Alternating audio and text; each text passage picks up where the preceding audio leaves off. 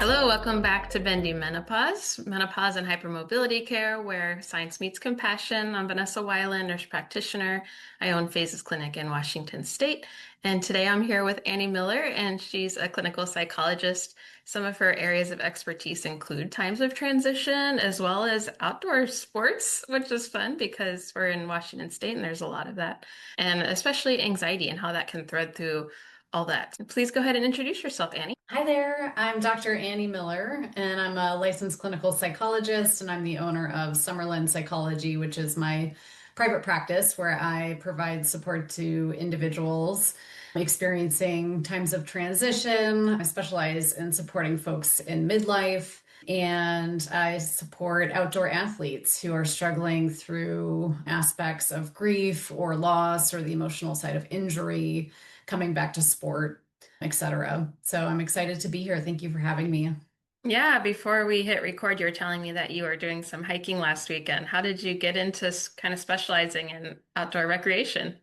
Totally. Yeah, it's been an interesting path. So I spent the first 12 years of my career at the VA hospital. So my training background is in geropsychology, so geriatrics. And at the VA, I did provide support to individuals across the lifespan. So I was working in integrated medical settings, doing a lot of trauma work, as you can imagine, in the Yeah. veteran population. Also doing a lot of grief and loss work. So that's been a big part of my background. And then outside of work, I am an avid outdoors woman. So I'm a trail runner. I've run a handful of marathons and ultra marathons. I love backpacking and really just being on trail as much as I possibly can be. So a couple of years ago, I was listening to a podcast about two amazing women who were raising funds for the Climbing Grief Fund through the American Alpine Club. And they were doing that by completing the Infinity Loop, Mount Rainier, which is Yeah. absolutely incredible. If you've heard of it, it Hmm. includes two summits of Mount Rainier. So going up and then coming down the other side, doing the Wonderland Trail, which is a 90-mile loop around Mount Rainier, and then going back up, summiting Rainier, and then finishing the loop. They did this amazing route to raise money and awareness for the Climbing Grief Fund, which was the first time I had heard about it.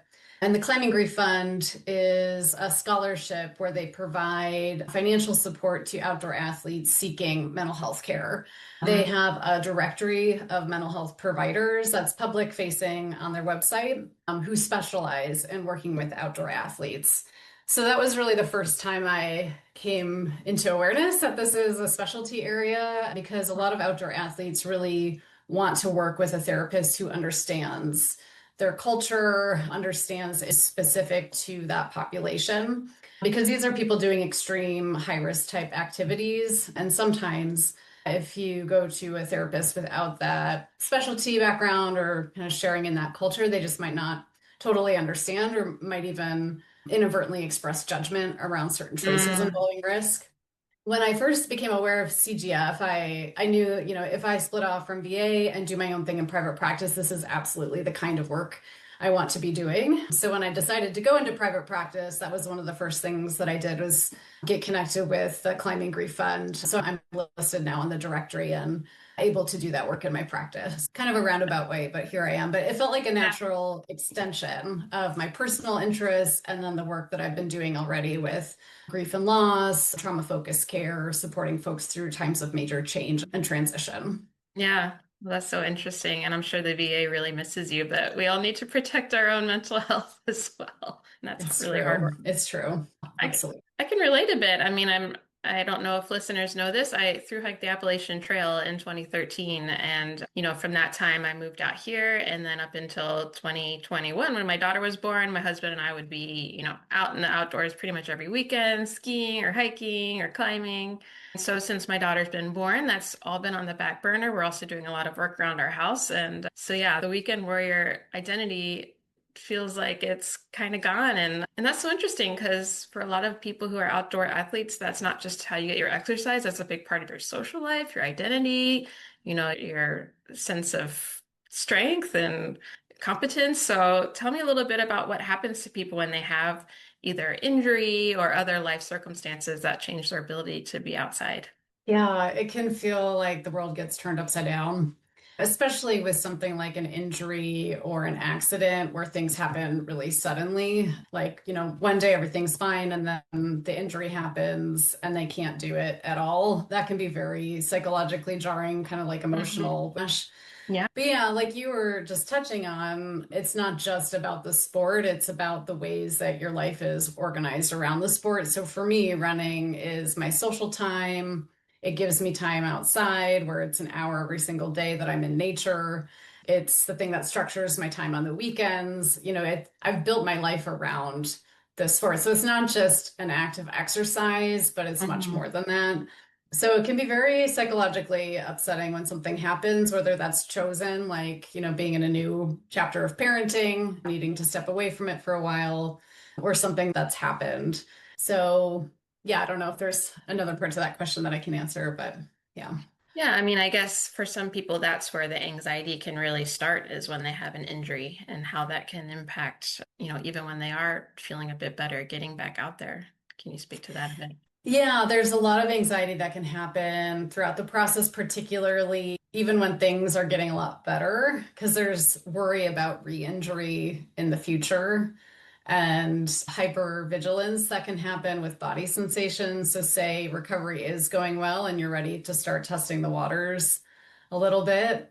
Your anxiety response systems maybe gone a bit haywire, and you're going to be Yeah. hyper focused on any indication that the injury is back or something is going wrong. And there's a process that unfolds coming back to sport after injury too, where you're kind of learning how to trust yourself again and to trust Yeah. that things will be okay.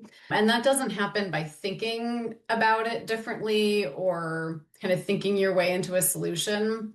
What needs to happen is the actual doing and experiencing and Mm, allowing your mind to start to catch up with the physical recovery that's happened. okay. Almost like Yeah. exposure therapy with fears. Absolutely. Yeah. Yeah. So some habituation needs to unfold Hmm. where the more you're kind of back in that situation, you start to learn that's safe again and learn to tolerate some of that uncertainty. And Hmm. again, that happens by the doing, which can be really overwhelming. So I'm a big fan, and this is one of my therapist buzzwords, small baby steps, little by little, easing back in versus doing it all at once and taking some pressure off of feeling like it's gonna feel the exact same as it did pre-injury or accident as well, because things are different Yeah. with lived experience of injury recovery. Yeah, and then where we have a lot of patient overlap might be folks in midlife that are going through the menopause transition and noticing that their body looks different, recovery isn't the same anymore, and there's no, unlike a recovery, an injury with a recovery, there's no necessary light at the end of the tunnel for a change like that. So how do you help people through that larger identity shift?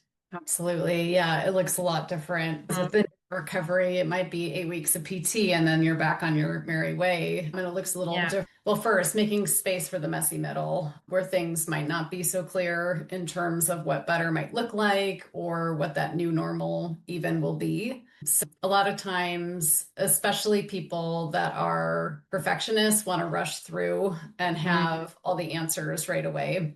I relate to that as a perfectionist myself. Like, I yeah. just want things figured out. So, a big piece of it is just pumping the brakes a little bit, slowing down, and being present with what's true right here, right now. That we don't need to have all the answers. And part Mm, of the process is simply just the journey of becoming. But yeah, I think a piece of it is acceptance of what's true right here, right now. And that doesn't mean letting go or giving up. A lot of times, people, especially high achievers, really bristle at the mm, word acceptance yeah. because Yeah. we want control. If we're in control, we're still kind of in the driver's seat. But acceptance is allowing things to be just as they are right here, right now, without trying to fix it or change it, and Hmm. accepting how we feel about it. And that's the big piece Yeah. because there can be some grief work that needs to happen when we're talking about transition, that things might not look the same as they ever did.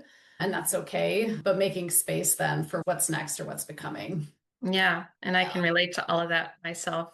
It's funny, I have a mental health counselor that does hypnotherapy because I just respond really well to that modality. I'm a little bit too much of a, oh, what's the phrase? Intellectualizer in other forms of therapy. So, anyways, I was thinking, oh, I have all these goals for 2026. Like, I have to reach this level of fitness. I have to reach this place in my business, I have to spend all this quality time with my daughter. And there was this weird sense of urgency about it. And I did this hypnotherapy session and realized that I turned 40 in a couple weeks. And there was this part of my brain that's like, well, it's all down here from now. So you have to accomplish everything this year now before you turn 40. And yeah, definitely trying to make peace with that. And I don't actually believe that. It's just like, that weird societal thing that creeps in. Absolutely. Ageism is Mhm. rampant in our culture, and it's amazing once you start looking for it, you start to see it everywhere. And as somebody who's also turning 40 this year, just noticing my own thoughts and reactions about what Yeah. that number means, even though those are things that I don't really believe, those Hmm. thoughts are still there. And it's because of all the programming and messaging that's everywhere, and the media on TV and movies and birthday cards and everything. So I think that's a piece of the work with this kind of midlife and, transitioning into older adulthood demographic as well is, what are your own beliefs about aging? And are those beliefs helpful or functional for you, or are they getting in the way and holding you back? Yeah, that ties in really nicely to my next question because I was looking at your website and saw one of your through lines is that you talk a lot about values. And so I was curious how that comes up in this whole conversation of, people adjusting, basically. Yeah, absolutely. So I love doing values work. I think it's both abstract and concrete.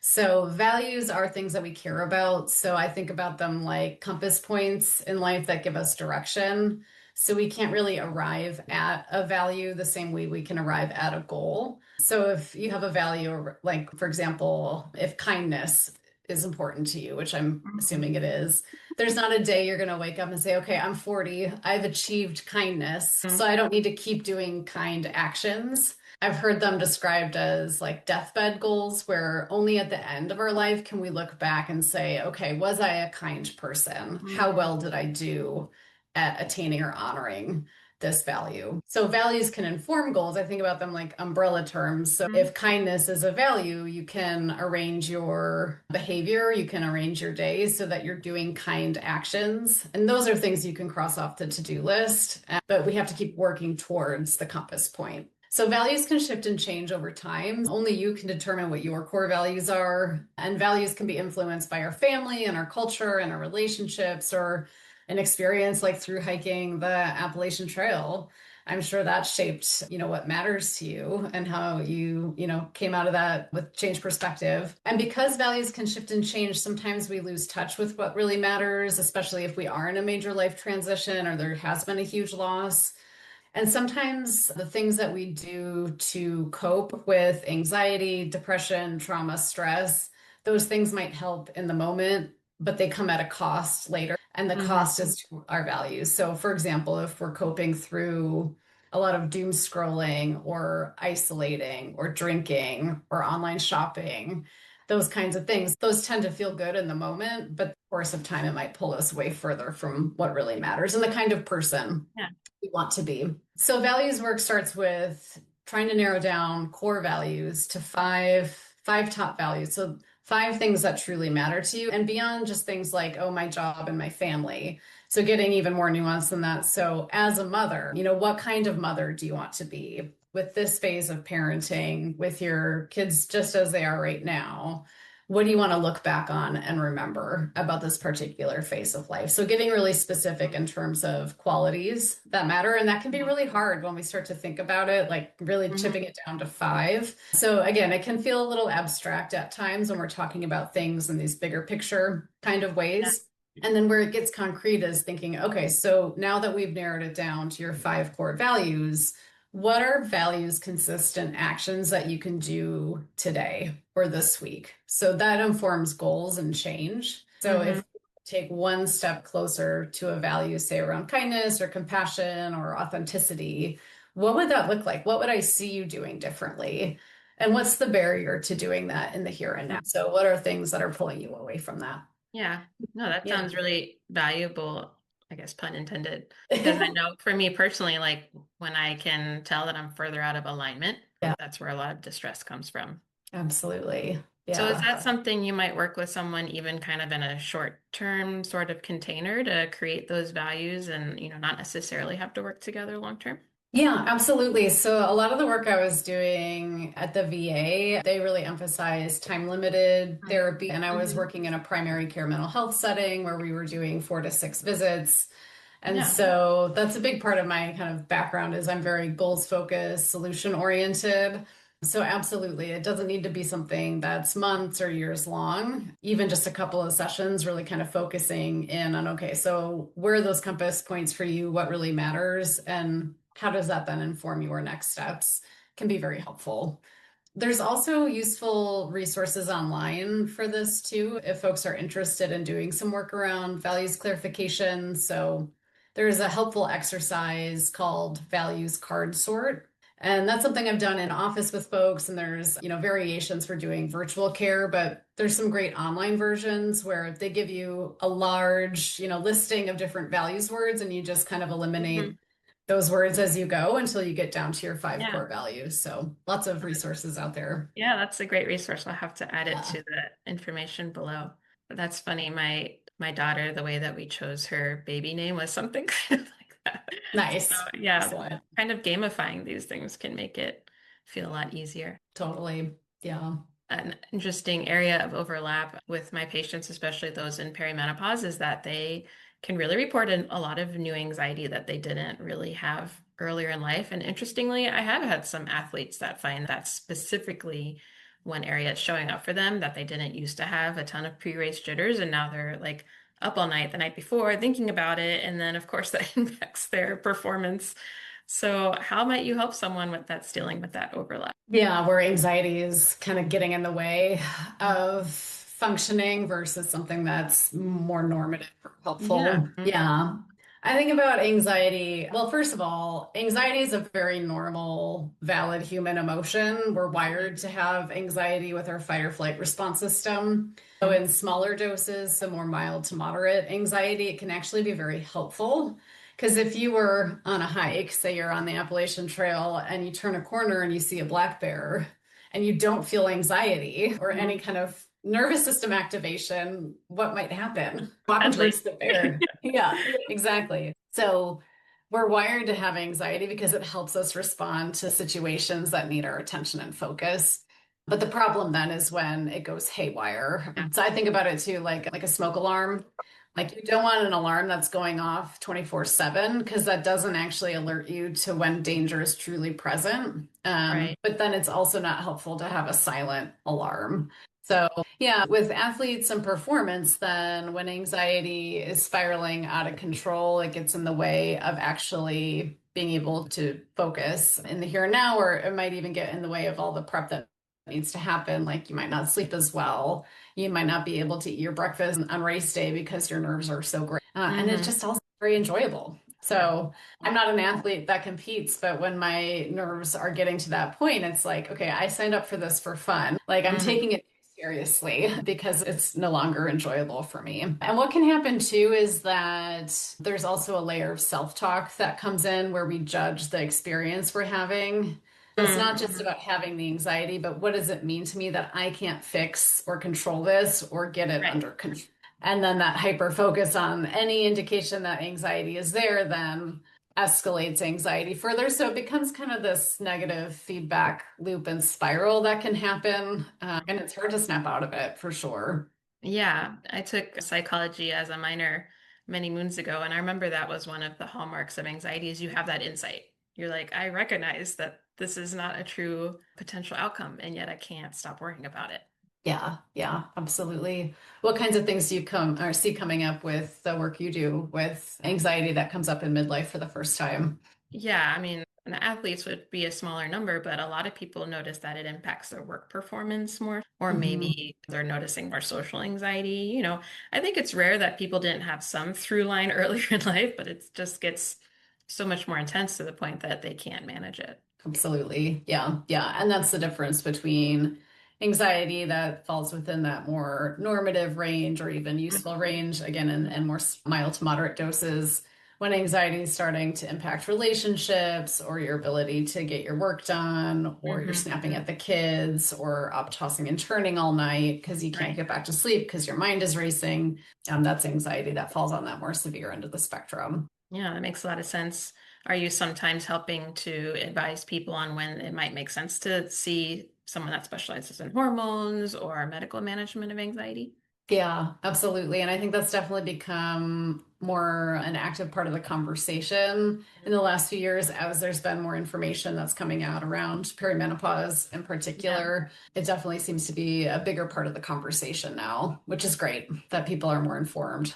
So, for those listening, since I have the background expertise in hormones, a big thing to know is that as you transition from perimenopause into menopause, your progesterone and estrogen become they fluctuate a lot, but ultimately go lower. Your testosterone is slowly lowering around the same time. And then those can also have effects on your other hormone systems like cortisol and melatonin and your thyroid. And so I've certainly had some patients where we work together to stabilize hormone therapy if they're good candidates.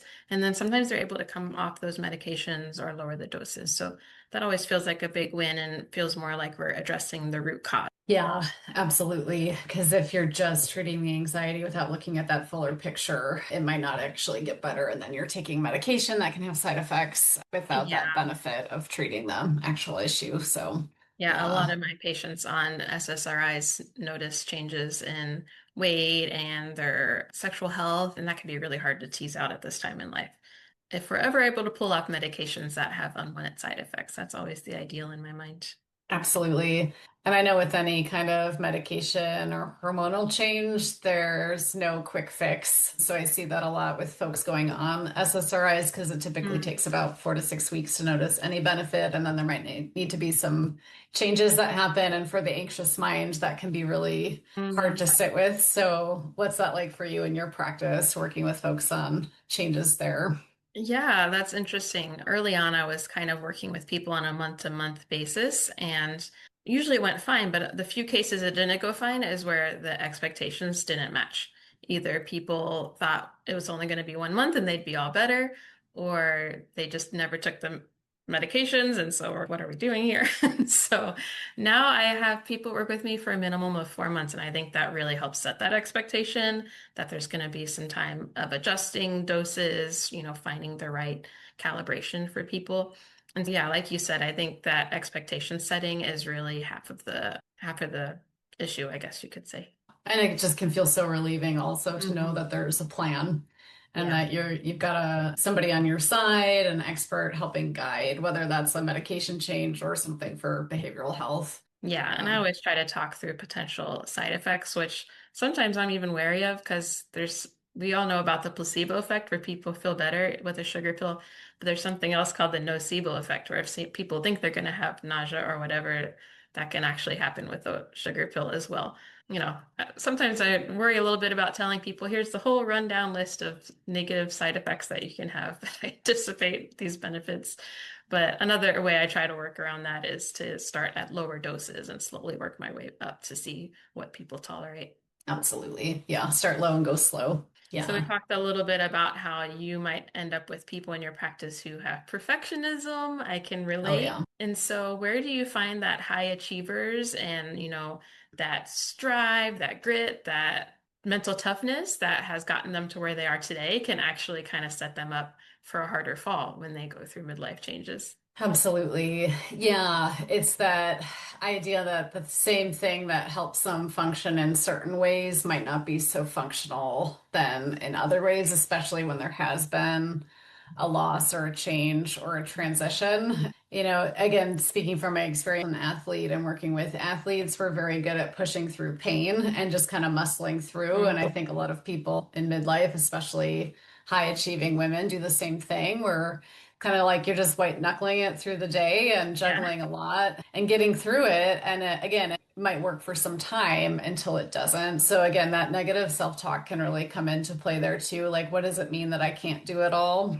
That can be really hard. We tend to think in extremes, so all or nothing, like either I'm perfect or I failed. Like if I can't do this thing the way I've always done this thing, then what does that say about me and my level of competence or ability? So a piece of it is making space for the messy middle and those shades of gray in between. Perfectionists also have a really hard time setting things down or quitting Mm. something, even if it's something that needs to be quit. again, Yeah. speaking from my own experience, I walked away from a long distance backpacking trip that I had planned last summer. I dropped it halfway through because of a very scary experience that I had in the mountains and getting caught in a storm. Everything turned out fine, but I Yeah. decided to bail it on the trip. And that was an excruciating choice for me because I'm Mm, somebody who doesn't quit things. And again, that's very functional and helpful in attaining a PhD or running a marathon. But that same mindset mentality is not so helpful in other parts of life. Again, making space for the messy middle, getting that clarity around what truly matters, what's really important, and even just building that present moment awareness of how is this working for you right here, right now? Is it coming at a cost? it's the messy Yeah, middle. messy middle. Yes, I think that's midlife in a nutshell. I'm always so proud of my patients that come to me that are like, I felt slightly weird the other day and I thought I should get ahead of this. Usually it's like people just wait until they're barely hanging on by a thread and then they come find me in desperation. Yes, yeah, yeah, I think another helpful reframe for the folks listening might be a lot of us thinking about menopause and aging and midlife is this like crisis. And so, what might be a more helpful way to think about it going in? Because I am starting to hear from people as the menopause conversation gets bigger, people are starting to have this anxiety before they're even having symptoms about how bad it's going to be. And I don't think that's helpful. yeah. Totally. Yeah, I'm seeing that come up within my peer group as well Hmm. as my friends and I kind of enter those years ourselves. So, yeah, I think when we hear the term midlife crisis, I don't know about you, but the stereotype that comes to mind is like an aging, balding man who like gets a divorce, gets a 20-year-old girlfriend, buys a red convertible, and is cruising Hmm. around. Yeah. So I think that's many people's stereotype of it. And the word crisis kind of implies there's like a singular point where everything implodes and then Mm. everything is totally different on the flip side. Uh, And what I think is more accurate is talking about midlife crossroads, where there are these mm, different decision points that we approach, and it might not happen all at once. Although sometimes life circumstances, for whatever reason, life throws all the curveballs, at the same time. But I think more realistically, things might change little by little, or we might approach these decision points where we ask ourselves, how is this working for me? Is this really feeling like the right fit in my life? Or is it time to change or do something different? So, I came to my own crossroads last year with my career transition, leaving a job that I had been in for 12 years to step into something new or uncertain. So again, things might not happen all at once where we're just doing a total overhaul on every part of life, but we come up to these transitional points. So maybe in parenting, my kids are teenagers now. I don't need to be driving them around to all these different after school activities, or maybe I'm an empty nester. So now mhm. what do I do with my time? What does this look like? Who am I now as a parent of children that are a lot more independent and autonomous or growing into early adulthood? So yeah, again, things can happen kind of all at the same time, or I think about it more like these different transitional points that we approach at different places in life. Yeah. And something else I think why many of my patients are finding me when they're just barely hanging on by a thread is that, you know, their health ends up being last on the list after taking care of kids, taking care of aging parents. You know, oftentimes we're kind of at the peak of our career around the same time. You know, maybe they have other primary relationships that they're trying to hold together despite changes in their personality or level of irritation. And, what is there any advice that you offer to help people prioritize themselves a little bit earlier on that list so that they can then show up in all those other ways? Yeah, absolutely. It's the old adage. This comes up a lot when we talk about self-care, is the metaphor, when you're on an airplane and they're doing the safety briefing, they tell you to put your own oxygen mask on first before assisting other people. Even if, you were traveling with your kids, that wouldn't be your first instinct at all. Mm, And if your oxygen mask is on and you're in a true emergency, you're not going to be able to assist anybody. But I think about it like a both and, like you're putting your mask on so that you can assist other people, not that you have to choose one or the other, but it can be a both and. And the reality is that for many people, especially very busy parents in midlife, there's just simply not enough hours in the day to do everything. So this is where I come back to small steps, shades of gray. So it doesn't have to be one thing or the other. Like if I can't get to the gym for an hour at 5 a.m., I'm not going to go at all. What can Mm, you do for 10 minutes? What can you do for 20 minutes? Doesn't need to be perfect. It doesn't need to be every day of the week. But what would those really small, tiny baby steps be so that it's not so all or nothing? And then, part of it too is then sitting with the discomfort that comes from not being able to do it perfectly. But again, those small steps do add up. So if we're talking about exercise, for example, as a way of managing health, it might not feel like going for a 15-minute walk is doing anything. But if you do that 2 or 3 times a week, that's say 30, 45 minutes. And then over the course of a month, that's a couple hours over the course of a year. And then once you're kind of in the swing of making a change, it's really easy to start doing a little bit more. So say your goal is 15 minutes. And then it's a beautiful 70-degree day in April. So then you mhm. do another couple blocks. So then you're walking 20 minutes, 25 minutes, or maybe your daughter wants to go with you one day. So you're getting time with your Mm, family. So we start to add a little bit more once we're in a routine. It's just getting the routine and breaking out of that mindset that it has to be perfect. That's the hard part. yeah, no, I'm really leaning into the baby steps with my clients as well, because especially with people with history of perfectionism or more sensitive nervous systems, you can take the advice, which we're getting plenty of advice nowadays with social media, etc. And it can trigger that fight or flight response. And then you're just frozen. And yeah, you don't do anything.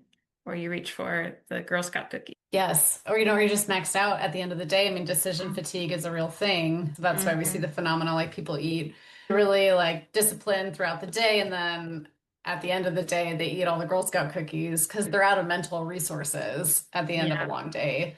So I think a piece of it too is setting yourself up well. So knowing is first thing in the morning really the most realistic time you're going to get it done, or is it helpful to do it at a different point of the day? So being real with yourself around when is this Mm. actually going to happen, where it doesn't just feel like one more overwhelming thing that Yeah. there's not enough time for. So as we wrap up, is there one or two pieces of advice that you can give folks that are going through this transition? They're in the thick of it.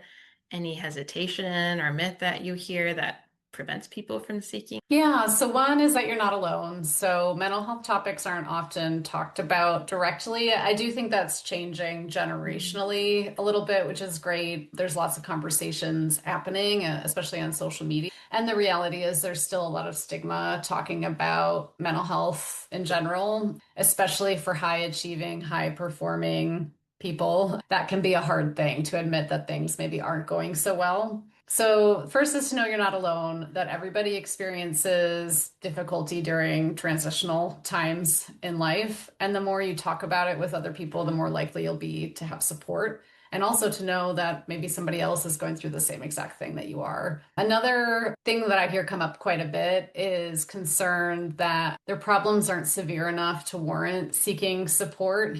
There's this Mm. idea like, oh, other people have it worse off than me, so I don't really need to go in. Or a lot of times people put off seeking mental health support until things are really bad, like they're in a true crisis. But therapy can be helpful for anybody at any time. It's all about creating space for growth and change. So you don't need to be experiencing debilitating issues or concerns to justify having more support. Sometimes it's simply helpful just to have a place where you can set things down and pause and take a breath and talk through things in a way with a supportive person who's not going to meet you with judgment or criticism.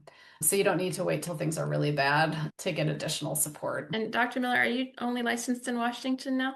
So I am licensed in Washington. I am able to provide virtual services across states through an Okay. agreement called SIPACT. So there are 43 participating SIPACT states, including Washington. So on my website, I have a link to the SIPACT website where you can see a map and there's a Mm. listing there. But that's a unique part of my practice and something that I really enjoyed because I get to work with people from different places and expand my reach a bit. Yeah. Oh, that's wonderful. So you can help a lot of people in the audience. So tell us how we can Yeah. find you. Yeah, so I'm on Instagram, Summerlin Psych, and my website is summerlindpsych.com. And then from there, you can read more about my background and services. And I have a link where you can book a free consultation call with me to see if we'd be a good match and working together. Wonderful. Thank you so much Yeah. for coming on today. Yeah, thanks so much for having me. Bye. Bye.